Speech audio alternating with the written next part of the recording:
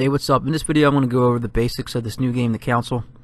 Well, it's been out for a little bit. I just haven't had a chance to play it. I finally got to play it. I sat down, I went through twice so I could see everything. But there were some things that are a little confusing that I wanted to clear up, so before you start the game, you can have a head start and then not, waste any skill points or get confused. So, here we go. Alright, so the first big decision you're going to have to make is what class you're going to be. Either diplomat, occultist, or detective. And this is an important decision because it's going to give you one level in all the skills for that category. So for example, if you pick occultist, you're going to automatically unlock 5 skills: erudition, occultism, subterfuges, science, and manipulation.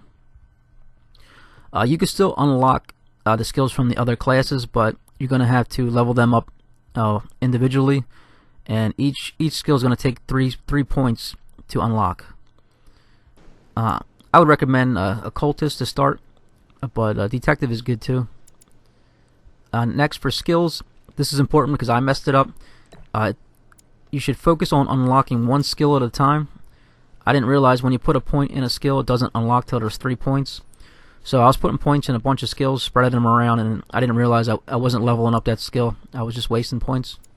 So make sure you focus on unlocking one at a time. Alright, next is opportunities. These are placed throughout the game. If you ever played any of the Sherlock Holmes games, it's very similar. A timer is going to pop up and you have a limited time to click on a person's body, their mouth, their ears, a piece of jewelry. And this will unlock information about their background or character. And you could also discover their personality type. And that reveals their immunities and their vulnerabilities. So when you're talking to them, you can unlock information by using a certain line of questioning. Say you use logic with one person or etiquette with another. Some people will respond to it, some people will shut you down. And you can also find out what people's immunities and vulnerabilities are by reading notes. So here I discovered Elizabeth Adams, one of her immunities, and then you could check in your journal and it keeps you updated what you discovered, so you know when you talk to that person. Alright, so here's an example of me exploiting the servant using manipulation. The one you arrived by. Pass me the handkerchief. But sir, my orders were to give it to my master. Are you refusing to give me my own mother's personal belongings? Even though she was greatly looking forward to meeting your master, she's gone missing. And you seem incapable of finding her. Oh, but sir, please. And to top it all off, you refuse to give me the handkerchief that she so often let me use? Do I deserve such little consideration in your eyes? Is that what you wish me to report to your master? No, certainly not, sir. Please forgive me, sir. I have been such an idiot. Here you are.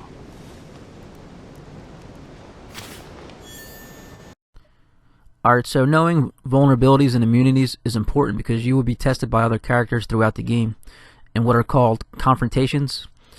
And if you know their weaknesses, you can pass their line of questioning and gain favor with that person. If you get something wrong or too many wrong, then you'll fail. Here's me using manipulation again to get the letter from Piaggi. Up till now, we have always dealt with her in person, and that has always been successful. Do you think I should give it to you?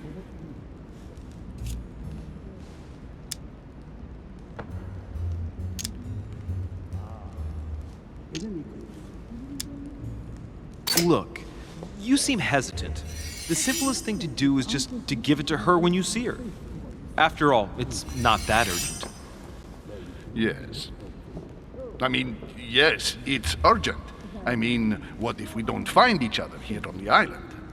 Though I don't know yet when I'll be leaving. I might not be staying for very long. What to do? Can you see a solution? Come on. Just give me the letter, for crying out loud. I cannot run the risk alone. I am going to trust you. You seem like an honest man. Bingo. Listen. Alright, so next is talents. You obtain talents when carrying out certain actions. Remember to review their unlock conditions and effects, as they offer very interesting improvements. So there's a special tab for talents to check in, see what the requirements are to unlock that talent. So for this one, Seductive, you gain 1 skill point in Manipulation if you use the Manipulation skill 10 times. So this is kind of a passive thing. You get them as you play the game. There's another one, if you figure out the immunities and vulnerabilities of a character, you can unlock points for certain skills. It's just a nice little side thing to take in mind. Next I'll go over the 4 consumables. The first one being Royal Jelly. You can pick one right up on the dock. It restores 2 effort points. Great. Can't carry more than 5. If you hold down, that'll use the Royal Jelly. You could use them at any time, even during a confrontation or as you're talking to somebody. These are important because when you talk to people or when you use a skill, they take up certain effort points. So you want to keep restoring them to make sure you have enough. So right there I just restored 2. So for example here, to pick this lock I'm going to need 3 effort points. And you use effort points in actions and in dialogue options. So it's important to have Royal Jelly so you can keep replenishing your effort points. Alright, next is Carmelite Water. Gives you the focus state. Your next skill use will cost no effort. You cannot carry more than 5, just like everything else. So in that last scenario with the lockpick, if I would have had this activated, I wouldn't have used those 3 effort points. So once you use it though, it goes away, so you have to reactivate it every time. So you see here I activate the Carmelite Water. I get that little green notification up in the top left. And then I'm going to use it to unlock a box, and then you'll see that no effort points are going to be used. A chest with a half circle pattern.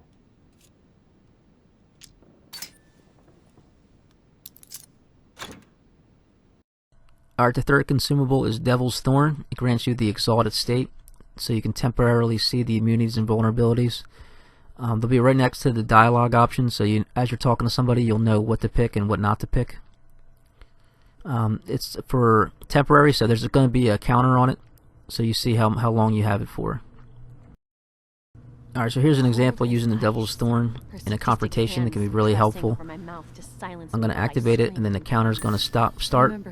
So it was at 119 seconds. And then when she talks to me and she puts me on the spot, if I can get it right or get it wrong, depends if I get the check mark or the X for the confrontation.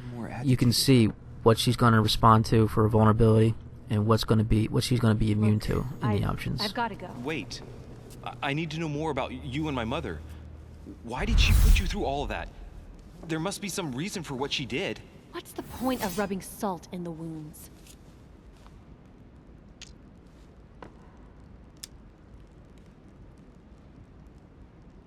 You're right. I don't want this conversation to turn into an interrogation. You've suffered enough already. I respect your silence.